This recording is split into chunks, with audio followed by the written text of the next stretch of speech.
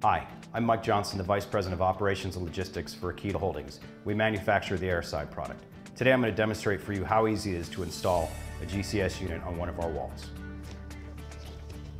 Inside each box you'll find a plug that corresponds to your country. Now remember, this unit can work in anything from 100 to 240 volt AC. So you let us know what plug you need for your country and we'll make sure we send you the proper cord set. You'll also find a mounting accessory kit. This will hold the screws, the nuts, and the anchors you need to install any of our units.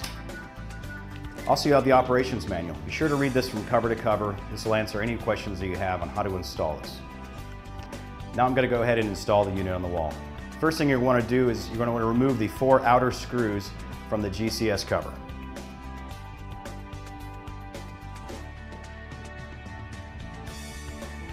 After you've removed your 4 screws from the cover of your GCS unit, go ahead and open up the inlet side, grasp the cover, lift it from the I/O panel side, anchor it out, and pull the cover right off. Once you've removed the cover, now you're going to separate the chassis or base plate from the mounting plate. Again, it's just 4 simple screws.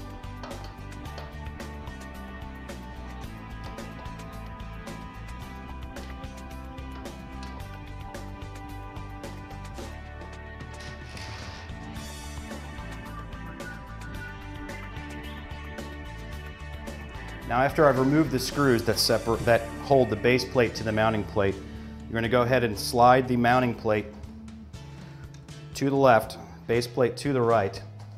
Once the locking clips are clear of the cutout, then you can grab the chassis, tilt it up, separate it from the locking clips, pull it over the J-hooks, and you should be able to slide out the mounting plate. Now the mounting plate here will allow you to hang it in any orientation. You can hang it horizontally, vertically, or you can also do a ceiling mount. That's the good thing about the J-hooks here. Once you mount this thing up on the ceiling, the unit can actually hang from the J-hooks, which makes the installation a lot easier for you. Okay, now we're going to go ahead and install our mounting plate on our wall. Now the things you want to think about is you want to make sure that you've got at least 3 feet away from any obstructions on your wall, and then you want to make sure that you've got about 2 feet above your unit so that when you have to remove your lamps come time for the annual lamp change, you don't run into any obstructions. Now you want to make sure that you talk to a licensed contractor or an engineer before you mount this thing on the wall. Just make sure that there isn't anything here that you're going to run into that's beyond your scope.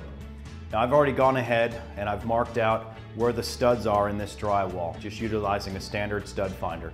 Okay, now I'm going to take my mounting plate, hold it up on the wall, and I'm going to try to pick up the locations of the studs that I'd found earlier. I'm going to utilize a bubble level.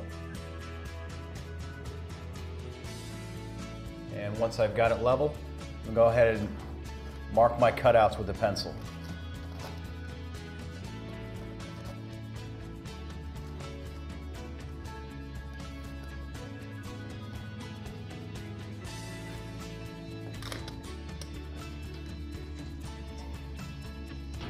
Now I'm going to go ahead and set my screws ready. If I have a blank empty spot back here like I do in this drywall spot, I'm going to go ahead and sink an anchor in there. Anchors are included in your kit. For these ones here that are right into the stud, we send 1.5-inch sheet metal screws, so we can either put them into wood or into a sheet metal. This probably has a metal stud back here, seeing that it's an office complex. Now I'm going to install this drywall anchor into the section of wall where I know there's not a stud located directly behind it. I'm using a 1/4-inch drill bit.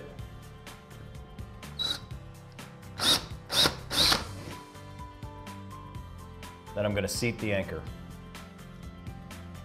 Okay, now I've taken the washers, put them through the 1.5-inch sheet metal screws, and I'm going to affix the mounting plate to the wall.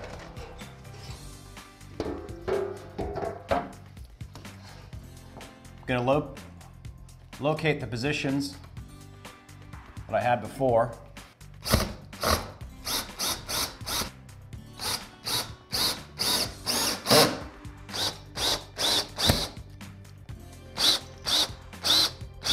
Now we're going to go ahead and affix the base plate to the mounting plate.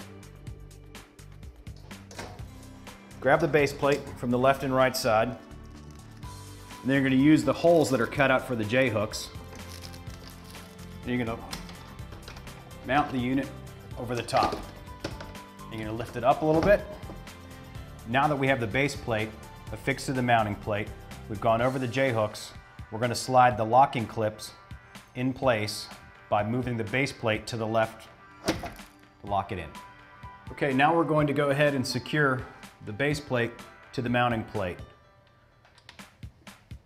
You'll see 4 tapered holes in place that allow you to secure the two. Now I'll secure the screws on the bottom of the base plate.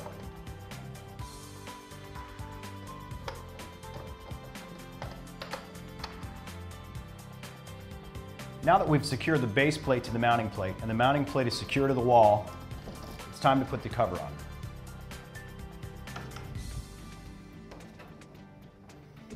Now, just the reverse of before, we're going to fix the cover to the left-hand side of the unit, angle it down towards the right, then we're going to come over to the inlet side and we're going to secure the thumb screws. Now we're going to put the screws into the top of the cover.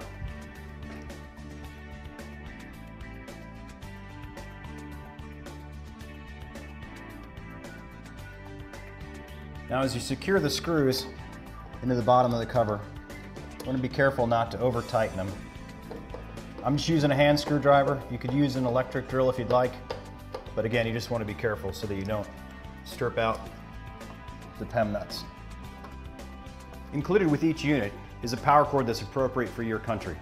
So what I'm going to do is I'm going to take this end of the power cord and plug it into the unit.